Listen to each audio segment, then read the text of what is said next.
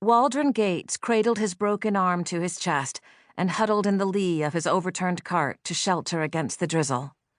He lay upon shards of broken pottery, all that remained of his winter's work.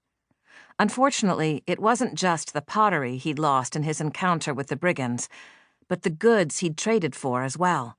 Foodstuffs, tools, seeds, all the necessities that would see him through the coming year. They'd even robbed him of his poor old mule. He supposed he ought to be grateful he still had his life. Shivers racked his body. He needed to get dry and warm, but every time he tried to stand, his vision dimmed and his knees buckled. When the cart tipped over during his attempt to escape the brigands, he'd hit his head. A little rest was what he needed. Yes, a little rest to regain his strength so he could make his way back to Boggs, where the townsfolk could help him. He tried not to dwell on how long a walk that would be. Dusk would soon fall, and Waldron resigned himself to spending a cold, miserable night beside the road. He'd faint hope of passers-by helping him, as the road was little more than a backwoods trail that was scarcely fit for a laden cart, but it was a shortcut to a settlement northward where he had planned to sell more of his wares. Some shortcut, he thought. The chances of a friendly traveler passing by and offering aid were pretty slim. Should make a fire, he murmured, but he hadn't the strength, and how could he manage with just one arm?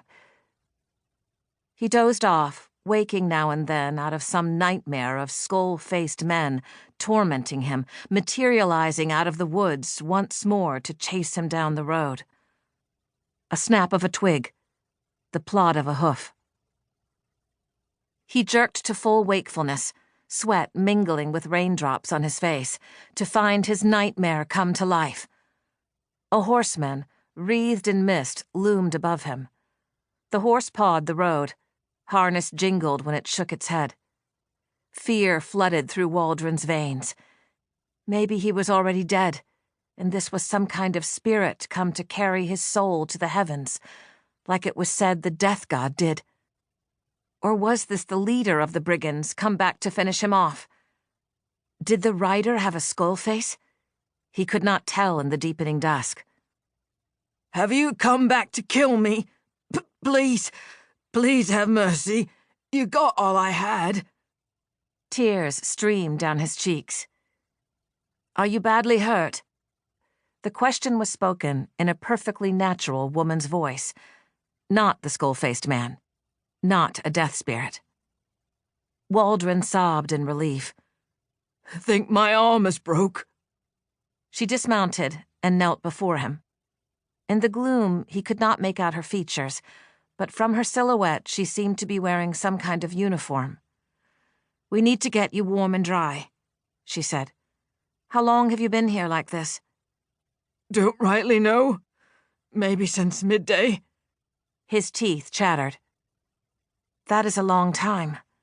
What's your name?" It was so kindly asked that he fought the urge to sob again. "Waldron. Waldron Gates." "Well, Waldron, I'm going to see if I can find a dry patch in the woods and set up some shelter." There was the glint of brass buttons as she removed her coat, and to his astonishment, blanketed him with it. "Will you be all right while I look after things?" she asked. Waldron nodded, already feeling warmer beneath the coat. It was not wet all the way through like his was. He lost track of time and drifted off while she went about her business.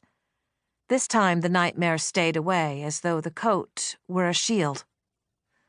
A while later, he didn't know how long, she gently shook his shoulder to wake him and helped him to a spot amid a group of pines where a small fire crackled. "Some of the crates that held your pots were still dry," she explained. "Nice seasoned wood. The straw and sawdust helped too." Yes, he'd used straw and sawdust to protect the pots during transport. She'd placed tarps over branches to help keep the drizzle off. The ground beneath the protective boughs of the pines was relatively dry. She guided him to blankets next to the fire, then tended to his injuries. When she splinted his arm, he nearly fainted from the pain. He watched her as she worked, now that he could see her a little better in the glow of the fire. Short, shaggy hair, one eye covered by a patch. A winged horse was emblazoned on the left sleeve of her shirt in gold thread. Green Rider? He said in surprise. It was a rare sighting here in the backwoods. What's a king's messenger doing out here in the middle of nowhere?